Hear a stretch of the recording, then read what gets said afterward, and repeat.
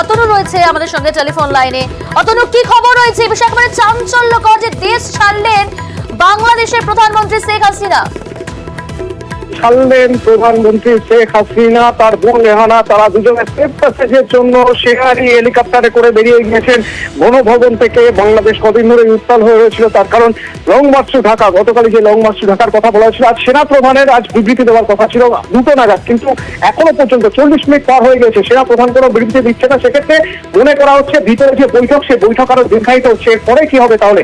সেনা শাসন সেই দিকে কি যাচ্ছে বাংলাদেশ? অন্তত সেরকম চিন্তা ভাবনা করছেন আন্তর্জাতিক মহলে যারা চর্চা করছেন এই বিষয় নিয়ে। এরই মাঝে সবচেয়ে বড় খবর বাংলাদেশ থেকে এলো, বিভিন্ন সংবাদ মাধ্যম যুক্ত বেশ কিছুক্ষণ ধরে আমরা যে খবর পাচ্ছিলাম, কিন্তু কনফার্ম না হয়ে আমরা দর্শককে সে খবর জানাই না। এই মুহূর্তে কনফার্ম খবর আমরা জানাচ্ছি দর্শককে, বাংলাদেশ ছাড়লেন প্রধানমন্ত্রী শেখ হাসিনা এবং তার সঙ্গে তার বোন, তারা দুজনে সেফ প্যাসেজের জন্য গিয়েছেন। এই সেফ প্যাসেজ কোথায় তা এখনই নির্ধারিত বলা যাচ্ছে না, বা সেটা এখনই বলা সম্ভব নয়। কিন্তু বাংলাদেশে এই মুহূর্তে তারা নেই, সেনার চাপ শুরু নয়। কদিন ধরে বাংলাদেশে যে ভাবে অন্তর্বর্তী সরকার গঠনের কথা বলা হচ্ছিল এবং ছাত্র আন্দোলন যে পথে এগোচ্ছিল, তাতে চাপে পড়ে এবার স্টেপ ডাউন করা ছাড়া আর কোনো অপশন ছিল না। তো সেই অপশন বা সেই পথই হয়তো বেছে নেওয়া হলো এবং সেনার পরামর্শেই, একরকম বলা যেতে পারে, সেনার পরামর্শেই সেফ প্যাসেজের জন্য শেখ হাসিনা তিনি সরে গেলেন বঙ্গভবন বা গণভবন, সেখান থেকে। একেবারেই অতনু, একেবারে এছাড়া তুমি যেমনটা বলছিলে যে আর কোনো অপশন ছিল না, সংবাদ সংস্থা এএপি সূত্রে যে খবর যে দেশ ছাড়লেন বাংলাদেশের প্রধানমন্ত্রী শেখ হাসিনা এবং সঙ্গে রয়েছেন তার বোন। কিন্তু আমি আরো একবার যাবো, আমাদের সঙ্গে রয়েছে অতনু। অতনু, যে পরিস্থিতি আমরা দেখছি বিগত কয়েকদিন ধরে, বলা যেতে পারে সাম্প্রতিক সময় বাংলাদেশ পড়শি দেশের যে পরিস্থিতি, যেভাবে আগুন জ্বলছে, এখনো পর্যন্ত মৃতের সংখ্যা প্রতিদিনই বাড়ছে, নির্দিষ্টভাবে বলা যাচ্ছে না, সেই জায়গায় সেই পরিস্থিতি দাঁড়িয়ে বাংলাদেশের প্রধানমন্ত্রী দেশ ছাড়া কি পরিস্থিতি, পরবর্তী পরিস্থিতি কোন দিকে যেতে পারে, কি মনে করা হচ্ছে? যে লং মার্চ টু ঢাকার জন্য গতকাল থেকে মুভমেন্ট শুরু হয়েছিল এবং প্রচুর মানুষ, প্রচুর ছাত্র এবং তার সঙ্গে বুদ্ধিজীবীদের একাংশ, তারা সবাই ঢাকার উদ্দেশ্যে রওনা দিচ্ছিলেন। ঢাকা একরকম ঘেরাও হয়ে গিয়েছিল এবং হ্যাঁ, তুমি ঠিকই বলছিলে যে এখনো পর্যন্ত যে খবর আমাদের কাছে, তাতে 100র বেশি মানুষের মৃত্যু হয়েছে এবং শুধুমাত্র সাধারণ নাগরিক বললে ভুল হবে, তার মধ্যে বেশ কিছু পুলিশ কর্মীও রয়েছেন। অর্থাৎ দুই তরফ থেকেই আঘাত হানা হয়েছে। পরিস্থিতি যে জায়গায় যায়, তাতে বাধ্য হয়ে আজ সেনা ঠিক করে সিদ্ধান্ত নেয় যে সেনা এই পরিস্থিতি সামলাবে। আর তার জন্য যে কারফিউ রাখা হয়েছিল গতকাল থেকে, সেই কারফিউ শিথিল করা হয়। কেন শিথিল করা হয় কারফিউ, এবং কেন ইন্টারনেট পরিষেবা যা বন্ধ ছিল সেই ইন্টারনেট পরিষেবা এখন পুরোপুরি স্বাভাবিক করে দেওয়া হলো, তার কারণ সেনা প্রধান ভাষণ দেবেন। যে ভাষণ বাংলাদেশের কোনায় কোনায় পৌঁছে দেওয়া জরুরি, কারণ এটাই অত্যন্ত গুরুত্বপূর্ণ মেসেজ হবে এই মুহূর্তে বাংলাদেশের জন্য। আর সেই জন্য ইন্টারনেট পরিষেবা কিন্তু স্বাভাবিক করে দেওয়া হয়েছে বাংলাদেশে। এবং তারই মাঝে খবর যে সেনার পরামর্শেই বাংলাদেশ ছাড়লেন শেখ হাসিনা। এবং আমরা নিশ্চিতভাবে বলতে পারি ভারত এবং অন্যান্য প্রতিবেশী রাষ্ট্রগুলো নজর রেখেছে যে প্রতি মুহূর্তে বাংলাদেশে কি হতে চলেছে। আন্তর্জাতিক সম্পর্ক বিশেষজ্ঞ যারা রয়েছেন, তারাও কিছুক্ষণের মধ্যেই আমাদের সঙ্গে যোগাযোগ করবো, তাদের সঙ্গে কথা বলবো, তারা কিভাবে দেখছেন আমরা জানতে চাইবো। তার কারণ আমাদের প্রতিবেশী রাষ্ট্র, সেই প্রতিবেশী রাষ্ট্রের প্রধানমন্ত্রী তিনি যদি সেফ হাউসের জন্য চলে যান এবং এখনো সেনা প্রধানের স্পিচ শুরু হয়নি, যা প্রায় 1 ঘন্টা আগে শুরু হওয়ার কথা ছিল, এইরকম একটা জায়গায় দাঁড়িয়ে তাহলে কি বাংলাদেশ সেনার আন্ডারে চলে যাবে, অর্থাৎ আর্মি শাসন চলবে সেখানে? ঠিক যেরকম আমরা দেখি যে এর আগেও শ্রীলঙ্কার কথা আমি বারবার উল্লেখ করতে চাইবো, তার কারণ শ্রীলঙ্কায় ঠিক একই ধরনের ঘটনা ঘটেছিল। শ্রীলঙ্কা প্রেসিডেন্টকে সরে যেতে হয়েছিল এবং তারপর সেই প্রাসাদ দখল নিয়েছিল, অর্থাৎ শ্রীলঙ্কার প্রেসিডেন্ট যেখানে থাকেন সেই বাসভবনের দখল নিয়েছিল জনতা। বাংলাদেশের ক্ষেত্রে কি সেরকম একটা ঘটনা তৈরি হবে? অন্তত বিভিন্ন মাধ্যমে যে খবর পাচ্ছি, সেই ঘেরাও পরিস্থিতির বা ঘেরাও পরিবেশ তৈরি করার একটা প্রক্রিয়া শুরু হয়ে গিয়েছে। তারই মধ্যে এবার সেনা প্রধান যদি ঘোষণা করে দেন যে সেনার হাতে থাকবে এবার বাংলাদেশ, তাহলে পরিস্থিতি কোন দিকে যাবে?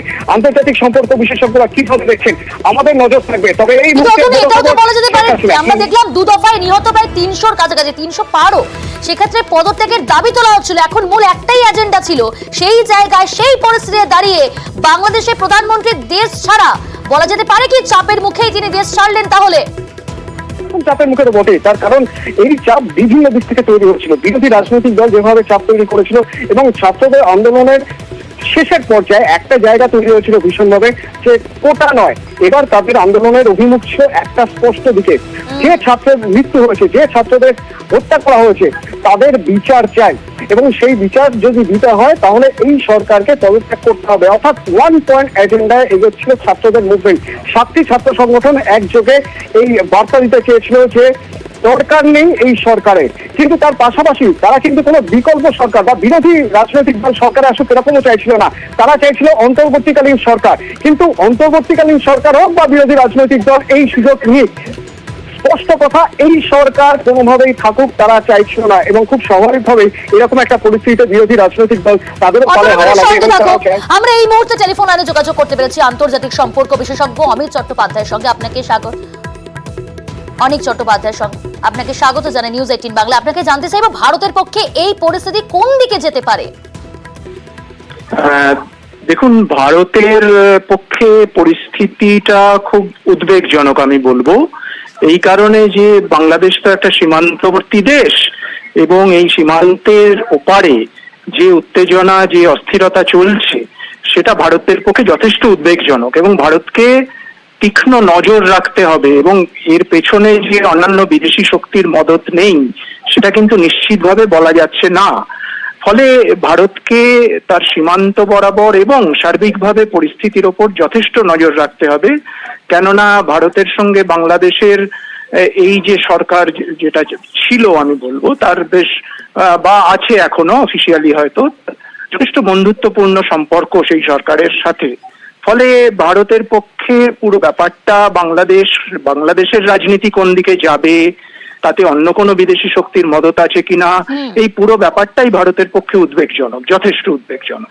অনেকভাবে একটু সঙ্গে থাকুন, আমাদের সঙ্গে রয়েছে আমাদের প্রতিনিধি অতনু, আপনার সঙ্গে কিছু কথা বলবো। যদি এরকম পরিস্থিতি কি এখনো পর্যন্ত বাংলাদেশে তৈরি হয়েছে বলে মনে করছেন আপনি, যে সেখানে সেনা শাসন চলবে? দেখুন, বাংলাদেশে তো সেনা শাসনের একটা ইতিহাস আছে, সেটা ভুলে গেলে হবে না। বাংলাদেশে বেশ কয়েকবার সেনা শাসন এসেছে, তবে গত বেশ কয়েক বছর ধরে বাংলাদেশ একটা গণতন্ত্রের পথে হেঁটেছে, সেটাকে কোট আনকোট গণতন্ত্র আপনি বলতে পারেন। তো সেই অবস্থায় সেনাও কিন্তু আমরা যতদূর বুঝতে পারছি, সেনাও কিন্তু যথেষ্ট সতর্ক নজর রাখছে রাজনীতিতে। তবে বাংলাদেশি রাজনীতিতে সেনার যে হস্তক্ষেপ, সেটাকে এই মুহূর্তে পুরোপুরি উড়িয়ে দেওয়া যাবে না, কেননা যেহেতু বাংলাদেশে একটা সেনার একটা ক্ষমতা দখলের ইতিহাস রয়ে গেছে। আরেকটা বিষয় ভীষণ গুরুত্বপূর্ণ, এই যে শেখ হাসিনা সেফ প্যাসেজের জন্য বেরিয়ে যাওয়া, এটাকে কি আমরা এন্ড বলবো, দি এন্ড বলবো শেখ হাসিনা সরকারের? এক্ষুনি এরকম কনক্লুশনে আমার মনে হয় না আসাই ভালো, কেননা এরকম হয়েছে অতীতে, কোন রাষ্ট্রপ্রধান বেরিয়ে গিয়ে আবার ফিরে এসেছেন, সেরকম হয়েছে আমাদের পার্শ্ববর্তী দেশেই হয়েছে কিছুদিন আগে। ফলে এই দ্য এন্ড কথাটা এক্ষুনি বলা যাবে কিনা, অন্তত আমার মনে সেটা সংশয় আছে। আগামী দিনে আবার রাজনীতি কোন দিকে মোড় নেবে, সেই অনুসারে কিন্তু আবার ওনার প্রত্যাবর্তনও ঘটতে পারে। ফলে এটা আমরা একদম শেষ এটা বলতে পারবো না, অন্তত আমার তাই মনে হয়। বেশ, অনেক ধন্যবাদ। আমরা কথা বলছিলাম আন্তর্জাতিক সম্পর্ক বিশেষজ্ঞ অনিক চট্টোপাধ্যায়ের সঙ্গে। ধন্যবাদ অতনু। বাংলাদেশ ছাড়লেন শেখ হাসিনা, এবং এই মুহূর্তের অত্যন্ত গুরুত্বপূর্ণ খবর, মনে করা হচ্ছে সেনার চাপে, যে সূত্র মারফত যে খবর আমরা পাচ্ছি, সংবাদ সংস্থা এএফপি সূত্রে যে খবর, সেনার চাপেই বাংলাদেশ ছাড়লেন তিনি। বঙ্গভবন ছেড়ে সেফ হাউসের উদ্দেশ্যে রওনা শেখ হাসিনার সঙ্গে তার বোন শেখ রেহানা। গত কয়েকদিনের যে অশান্তি আমরা দেখছি, লাগাতার অশান্তি চলছে বাংলাদেশ, পড়শি দেশ, আর সেখানে এই অগ্নিগর্ভ পরিস্থিতিতে এখনো পর্যন্ত 300-র বেশি মানুষ মারা গিয়েছে, প্রাণ হারিয়েছেন, এবং দফায় দফায় বারবার উত্তপ্ত হয়েছে গত 3 দিনের যে পরিস্থিতি। সেই ঘটনা এবার এই মুহূর্তের যে গুরুত্বপূর্ণ খবর, চাঞ্চল্যকর খবর, এহেন পরিস্থিতিতে বাংলাদেশের প্রধানমন্ত্রী তিনি দেশ ছাড়লেন, অর্থাৎ বাংলাদেশ ছাড়লেন, সেফ হাউসের উদ্দেশ্যে রওনা। বঙ্গভবন ছেড়ে সেফ হাউসের উদ্দেশ্যে রওনা, কিন্তু কোথায় যাচ্ছেন, কোথায় যাবেন সেটা এখনো পর্যন্ত সামনে আসেনি বা স্পষ্টভাবে জানা যাচ্ছে না। তবে যেমনটা জানা যাচ্ছে যে সেনার চাপে কিন্তু বাংলাদেশ ছাড়লেন শেখ হাসিনা এবং তার বোন। সংবাদ সংস্থা এএফপির সূত্রে এমনটাই খবর সামনে এসেছে। এই মুহূর্তের অত্যন্ত গুরুত্বপূর্ণ, সেনার চাপেই বাংলাদেশ ছাড়লেন তিনি। তবে এখনো পর্যন্ত স্পষ্টভাবে বলা যাচ্ছে না যে তিনি কোথায় যাচ্ছেন। তবে বঙ্গভবন ছেড়ে সেফ হাউসের উদ্দেশ্যে রওনা হয়েছেন। গত কয়েকদিন ধরে যেভাবে আমরা দেখেছি, গত 3 দিনের পরিস্থিতি যদি আমরা দেখি, সেখানে মৃতের সংখ্যা নির্দিষ্টভাবে বলা যাচ্ছে না। দফায় দফায় উত্তপ্ত হয়েছে অগ্নিগর্ভ পরিস্থিতি। এবং যে পরিস্থিতি আমরা দেখাচ্ছি আপনারা প্রত্যেকে বাংলাদেশের খবরের দিকে নজর রাখছেন, আমাদের প্রতিবেশী দেশ, এবং সেই দেশের এই রকম পরিস্থিতিতে, এহেন পরিস্থিতিতে বাংলাদেশের প্রধানমন্ত্রী দেশ ছাড়া বলা যেতেই পারে চাপের মুখেই দেশ ছাড়লেন তিনি এবং বঙ্গভবন ছেড়ে সেফ হাউসের উদ্দেশ্যে রওনা দিয়েছেন। এই মুহূর্তের সবচেয়ে গুরুত্বপূর্ণ খবর, বাংলাদেশ ছাড়লেন শেখ হাসিনা। গণভবন, যে গণভবন সবচেয়ে গুরুত্বপূর্ণ বলা যেতে পারে, যে গণভবনের জন্য যে গণভবন ঢাকার সবচেয়ে গুরুত্বপূর্ণ জায়গা, গণভবনের দখল নিল জনতা। এ যেন ঠিক শ্রীলঙ্কার প্রতিচ্ছবি। কিছুক্ষণ আগেই আমরা বলছিলাম আপনাদের যে শ্রীলঙ্কায় যে ছবি আমরা দেখেছি, প্রথমে প্রেসিডেন্ট চলে যান সেফ হাউসে এবং তারপর প্রেসিডেন্ট ভবনের দখল নিয়েছিল জনতা। এখানেও বাংলাদেশে দেখা যাচ্ছে, কিছুক্ষণ আগের খবর, শেখ হাসিনা তিনি বাংলাদেশ ছেড়েছেন, তার বোন রেহানা শেখ রেহানাকে নিয়ে সেফ হাউসের উদ্দেশ্যে রওনা দিয়েছেন, সেনার চপারে গিয়েছেন। আর এবার খবর আসছে গণভবনের দখল নিল জনতা। আন্তর্জাতিক সম্পর্ক বিশেষজ্ঞ শ্রীরাধা দত্ত আমার সঙ্গে ফোনে রয়েছেন। আমাদের কাছে এখনো পর্যন্ত যা খবর আসছে, ঠিক যেন শ্রীলঙ্কার প্রতিচ্ছবি আমরা দেখতে পাচ্ছি বাংলাদেশে বা ঢাকায়, সেই একই পরিণতি কি হতে চলেছে? কি মনে হয় এখনো পর্যন্ত আপনার কাছে যা খবর আসছে? পরিণতি হিসেবে কি বলছেন আমি বুঝতে পারছি না, কিন্তু এটা বোঝা যাচ্ছে যে উনি তো রেজিগনেশন দিয়ে এখন বেশ হয়তো ছেড়ে গেছেন এতক্ষণে। আমার ধারণা কোনো খবর ওরকম ভাবে পাইনি, কিন্তু একটা ইন্টারিম গভর্নমেন্ট হয়তো বসছে। বাংলাদেশে তো আগেও এরকম হয়েছে যে ইন্টারিম গভর্নমেন্ট একটা অল পার্টি হোক বা headed by former Bangladesh Bank governor, এরকমও হতে পারে। মানে কোনো একজন গণ্যমান্য ব্যক্তি যাকে মানে যার উপরে আস্থা রাখে, সেরকম কোনো একজন হেড করবেন হয়তো ইন্টারিম ক্যাবিনেট, সেরকম ভাবেই আমরা এখন ভাবছি। এখনো আমাদের কাছে কোনো রিপোর্ট ওরকম আসেনি। আচ্ছা, এই যে আমাদের কাছে একটা খবর ছিল যে সেনাপ্রধান দুপুর 2টোয়, আমাদের কাছে কেন মিডিয়াকে এই খবর জানানো হয়েছিল যে আজ দুপুর 2টোয় সেনাপ্রধান প্রেস মিট করবেন। তো সেই অনুযায়ী ইন্টারনেট পরিষেবা আবার স্বাভাবিক করে দেওয়া হয়েছিল, যাতে প্রত্যন্ত এলাকা থেকে সেনাপ্রধানের এই প্রেস মিট শোনা যায় বাংলাদেশের। এখন 3টে বাজছে, 1 ঘন্টা হয়ে গিয়েছে, এখনো পর্যন্ত ভিতরে সেনা প্রধান এবং বাকিদের নিয়ে, আধিকারিকদের নিয়ে বৈঠক করছেন, এখনো প্রেস মিট করেননি। কি ইঙ্গিত, কি মনে হয় আপনার? ওটা টাইমটা শিফট হয়েছিল একটু। আপনারা জানেন এখন সিচুয়েশনটা এত ফ্লুইড ওখানে, ওনাদের পক্ষে ওনারা টাইমটা আবার শিফট করেছিল। আমার মনে হয় যে আবার হয়তো কিছুক্ষণ পরে দেখবো যে উনি প্রেস মিটে হবে। আমি এখন অব্দি তাই শুনতে পাচ্ছি, খালি টাইমটা নিয়ে। কারণ আপনি যেটা বলছেন এখন এত কুইকলি সব ইভেন্ট হয়েছে যে ওনাদের ওখানে ভেতরে ওনাদের আলোচনার একটা কিছু বসেছে। তো উনি, আমার এখনো ওখান থেকে খবর পাচ্ছি যে উনি, সবাই জানে যে উনি প্রেস মিটটা করবেন, হয়তো টাইমের একটু এদিক ওদিক হচ্ছে। আচ্ছা, আবার কি সেনা শাসন হতে পারে বাংলাদেশে মনে হচ্ছে? আমার ধারণা না, সেনা শাসন হবে না। কারণ আপনারা জানেন যে বাংলাদেশিরা মানে 90-90 পর থেকে কখনো ওরকম ভাবে সেনা শাসন আসতে দেয়নি। কিন্তু আমরা এর আগে দেখেছি যখন একটা নিউট্রাল ক্যাবিনেট বসানো হয়েছিল এক সময় 2006 শেষে, তখন পেছন থেকে ওটা নিউট্রাল ক্যাবিনেট মুখে ছিল বটেই, কিন্তু পেছন থেকে মিলিটারি সাপোর্ট ছিল। তো আমরা সেরকম এক্সপেক্ট করতে পারি এখানে, কারণ মিলিটারিকে বোধহয় হালকা একটু ধরতে হবে in terms of security, law and order.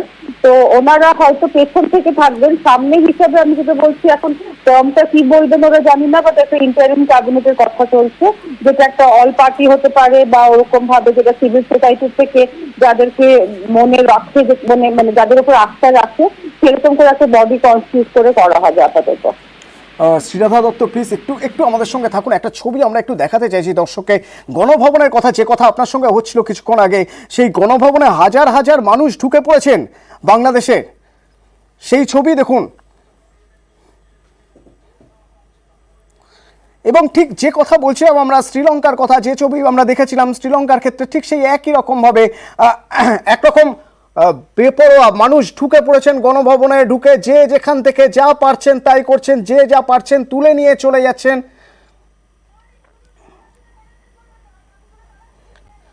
ঠিক এখান থেকে আমি একটু জানতে চাইবো, আপনি ফোনে রয়েছেন? হ্যাঁ, আমি এখান থেকে একটু আপনার কাছে জানতে চাইবো, অন্তর্বর্তী সরকারের দাবি ছিল ছাত্র আন্দোলনের যে সংগঠনগুলি তাদেরও, এই অন্তর্বর্তী সরকার যদি গঠন হয় তাতে বিরোধী দলের কতটা অ্যাডভান্টেজ হতে পারে? আমার মনে হয় মানে অল রিপ্রেজেন্টেশন ভাবে ওরা চিন্তা করবেন। তো সবাইকে যাতে, কারণ আপনারা জানেন অপোজিশন অনেকদিন ধরে পলিটিক্যাল স্পেসে নেই, তো সবাইকে হয়তো ইনক্লুড করে একটা জায়গায় দাঁড়ানো, এখনো এত মানে ঠিক এই সময় অত বোঝা যাচ্ছে না, কিন্তু আমি ওই ইমেজেস গুলো আপনি যেটা বলছেন সেটা তো ঠিকই, মানে ছেলে মানে কি বলবো, ইউথ যে রাগটা যেটা এতদিনের যেটা, সেটা সব উভরে পড়েছে। কিন্তু আশা করা যাচ্ছে আবার এটাকে কন্ট্রোল করা যাবে। এখন আপাতত এরকম একটা খুব আনডিসাইডেড আনসার্টেন একটা সিচুয়েশন ঠিকই, কিন্তু এই ক্যাবিনেট যেটা ইন্টারিম যদি একটা বসে যায়, আশা করতে পারছি যে আপাতত একটা স্টেবিলিটি এসে যাবে আবার। আরও একটা অত্যন্ত গুরুত্বপূর্ণ বিষয়, এই যে ডিমান্ডগুলো নিয়ে বারবার বলা হচ্ছিল যে শেখ হাসিনার পদত্যাগ চাইছেন এই ছাত্র আন্দোলনের নেতারা, যে দাবি বারবার করছেন, তার মধ্যে অন্যতম অবশ্যই যে ছাত্রদের মৃত্যু হয়েছে সেই ছাত্রদের মৃত্যুর বিচার চাই। তার পাশাপাশি আরও বেশ কিছু গুরুত্বপূর্ণ দাবি ছিল, যে দাবিগুলো মেটানোর জন্য তারা অন্তর্বর্তী সরকারের কথা বলছিলেন। কিন্তু অন্তর্বর্তীকালীন সরকার এই 7 দফা দাবি মিটিয়ে দেওয়ার পর তারপর কি হবে? অর্থাৎ আমি জানতে চাইছি যে এটা একটা সাময়িক পরিস্থিতি হতে পারে, যেরকম আপনি বলছেন যে এখন বাংলাদেশ ছেড়েছেন শেখ হাসিনা, এখন অন্তর্বর্তীকালীন একটা সরকার তৈরি হবে, এটা তো সাময়িক, তারপর কি হতে পারে? তারপরে আশা করা যাচ্ছে যে একটা কোনো কমিশন বসে, কমিটি বসে জিনিসগুলো দেখা হবে, সেটা বিচার হবে সেরকম। কারণ যে সরকার ছেড়ে চলে গেছে তাকে তো আর ওরকম ভাবে কিছু করা যাবে না তার উপরে, কিন্তু যাতে ছেলেমেয়েরা বা সবাই জাস্টিস পায়, মানে এতগুলো জীবন যাচ্ছে, এতগুলো কি বলবো, মানে এটা খুবই অদ্ভুত একটা ডিফিকাল্ট সময় ওখানকার।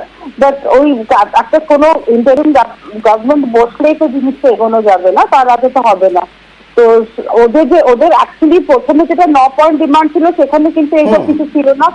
তারপরে যেটা 1 পয়েন্ট ডিমান্ড হলো যে prime minister has to resign. তো এখন রেজিগনেশন হয়েছে, আশা করা যাচ্ছে যে নতুন একটা যেটা ক্যাবিনেট, অল পার্টি ক্যাবিনেট বলুন বা একটা সিভিল সোসাইটি সাপোর্টেড ক্যাবিনেট বলুন, গভর্নমেন্ট বলুন, সেটা বসলে তখন একটা ডায়ালগের কথা হবে। আশা করছি তারা একটা কমিশন এনকোয়ারি বসাবে, মানে ওগুলো পদে পদে জিনিসটা যাবে, ইমিডিয়েটলি তো এগুলো করা যায় না এত তাড়াতাড়ি। ঠিকই, ধন্যবাদ। সেই সময়ের ছবি একবার দেখাই আপনাদের, বাংলাদেশ ছাড়ছেন শেখ হাসিনা সেই সময়ের ছবি আপনাদের দেখাই। সেনার চপারে বাংলাদেশ ছাড়লেন, তার সঙ্গে ছিলেন তার বোন শেখ রেহানা। বাংলাদেশ ছেড়ে তারা সেফ হাউসের উদ্দেশ্যে রওনা দিলেন। পরিস্থিতি ঠিক এমনই, তার কারণ এই মুহূর্তে শেখ হাসিনার ঢাকার বাসভবন লাখো মানুষের দখলে।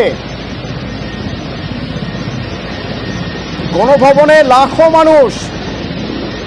এই পরিস্থিতি আজ করেছিল সেনা, এই পরিস্থিতি আজ করেছিল বাংলাদেশের ইন্টেলিজেন্স ডিপার্টমেন্ট, আর সেই জন্যই তার আগে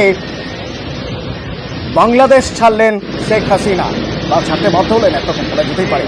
কারণ যে পরিস্থিতি ছিল সেই পরিস্থিতি নিয়ন্ত্রণে আনা সম্ভব হচ্ছিল না। সেনা পরিস্থিতি নিয়ন্ত্রণে আনার জন্য বৈঠক শুরু করেছে, সেনা প্রধান এবং সেনা আধিকারিকদের বৈঠক শুরু হয়েছে বেশ কিছুক্ষণ, প্রায় ঘন্টা 2 হয়ে গেল চলছে এই বৈঠক। কিন্তু এখনো পর্যন্ত বৈঠক থেকে বেরিয়ে জাতির উদ্দেশ্যে সেনাপ্রধানের যে ভাষণ দেওয়ার কথা ছিল সেই ভাষণ সেনাপ্রধান এখনো পর্যন্ত দেননি। দুপুর 2টোয় সময় ছিল, এখন দুপুর 3:04, অর্থাৎ 1 ঘন্টা 4 মিনিট হয়ে গেছে, সেনাপ্রধান এখনো ভাষণ দেননি। মানে পরিস্থিতি কোন দিকে যাচ্ছে? পরিস্থিতি কি এখন পরিস্থিতিতে রয়েছে? কিন্তু না, সেটাও বোঝা যাচ্ছে না, কারণ সেনাপ্রধান শুধুমাত্র সেনার আধিকারিকদের সঙ্গেই নয়, বিভিন্ন রাজনৈতিক দলের নেতাদের সঙ্গেও বৈঠক করছেন। তাহলে কি অন্তর্বর্তীকালীন সরকারের দিকটাই বেছে নেওয়া হচ্ছে? অন্তর্বর্তীকালীন সরকারের দাবি ছিল ছাত্রদের, অন্তর্বর্তীকালীন সরকার এলে 7 দফা দাবি মানতে হবে তাদের। তার প্রথম দাবি অবশ্যই ছিল শেখ হাসিনার পদত্যাগ, বা প্রথম দাবি অবশ্যই ছিল যে যাদের মৃত্যু হয়েছে যে ছাত্রদের, সেই ছাত্রদের মৃত্যুর তদন্ত করতে হবে, প্রকৃত সত্য উদ্ঘাটন করতে হবে। ঠিক এই 7 দফা দাবির জন্য তারা অন্তর্বর্তীকালীন সরকার চাইছিলেন। এবং এই রকম একটা জায়গায় দাঁড়িয়ে সেনা প্রধান যখন সেনা আধিকারিকদের সঙ্গে বৈঠকের পাশাপাশি বিভিন্ন রাজনৈতিক দলের প্রতিনিধিদের সঙ্গে কথা বলছেন, তাহলে কি ধরে নেওয়া যেতে পারে যে সেনা শাসন নয়, অন্তর্বর্তীকালীন সরকারের কথাই ভাবছে এই মুহূর্তে বাংলাদেশ? একবার দেখাবো গণভবনের ছবি। যে ছবি দেখছেন যখন শেখ হাসিনা বাংলাদেশ ছাড়ছেন সেই সময় ছবি দেখছেন। গণভবনের ছবি দেখাবো এবার আপনাদের। দেখুন লাখো মানুষের ভিড়, গণভবনের দখল নিয়ে নিয়েছে মানুষ। গণভবনের দখল নিয়ে নিয়েছেন মানুষ এবং ঠিক যে যেখান থেকে যা পাচ্ছেন উঠিয়ে নিচ্ছে। যেরকম আমরা দেখেছিলাম শ্রীলঙ্কার ক্ষেত্রে, শ্রীলঙ্কার প্রেসিডেন্ট তাকেও ছাড়তে হয়েছিল শ্রীলঙ্কা, এবং তারপর তার বাসভবনে জনতা ঢুকে যায়, জনতা ঢুকে যা পারে সেখান থেকে লুট করে নিয়ে বেরিয়ে যায়।